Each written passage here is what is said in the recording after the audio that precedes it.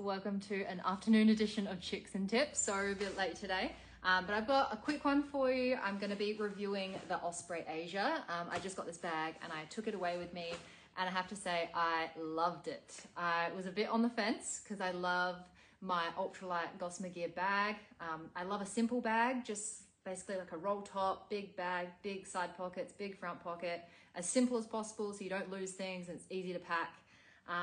But this bag was awesome. It's got a few more like bits and bobs going on, but they all make sense and they're all in the right place. But what I did love is that this hood, the brain of the bag, can actually detach, and then you can just use a little flap over the top. So if you weren't quite filling your bag or you just wanted to shed some more weight, that is a really cool option. And then it just streamlines it a bit more. And I actually had a TA walker come through yesterday and she had the Eja on the TA, the 48 litre, and that's what she was doing. So she ditched the brain and she did that. And then it just makes it super simple.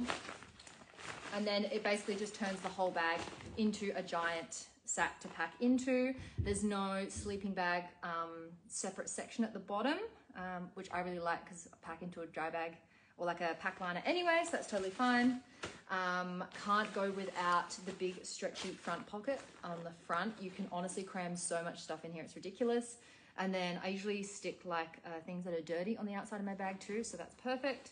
Stretchy side pockets, and what's great about the Ospreys now, they've actually, not only do they have like top access for these pockets, but they have side access. So if you're walking along, you're on a solo hike, you can get your own drink bottle out. So game changer, honestly.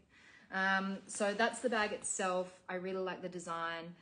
You can strap some stuff to the outside, but I tend to like keeping everything on the inside. But it's really simple. I really like it. As for the harness system, some people have said that they can feel this plastic part of the harness digging in. I have to say I didn't feel it at all, especially with like a t-shirt on. It just feels like it's flat against your back and it's really supportive. It basically molds to you. Everything's fully adjustable, so you've got 5 different heights for your harness here, and it's really simple to swap around. I love the hip pockets. They're huge. I can fit my phone in here and PLB and heaps of snacks as well. So that's great. The only real downside I found to the bag is that if you're loading it quite a bit, there is not much in the way of padding at the hips. So I found I did get sore hips, particularly at the front. But I think it's the kind of thing where the more you wear it over your trip, the more used to it you get. So I'd be careful about loading this too heavy. It is an ultralight bag, so it's kind of made a bit more for like fast packing overnight, 2 nights. And speaking of Charlie, when we went on our trip, she actually took the Eja 38, so a little bit smaller again, and that did 3 days, 2 nights, just fine. Had heaps of room left over and really liked it. So if you're looking for an ultralight backpack around the 48, 50 litre mark, this is a great option. It's ridiculously comfy and it's super simple. So yeah, if you'd like to try one, we got some in store.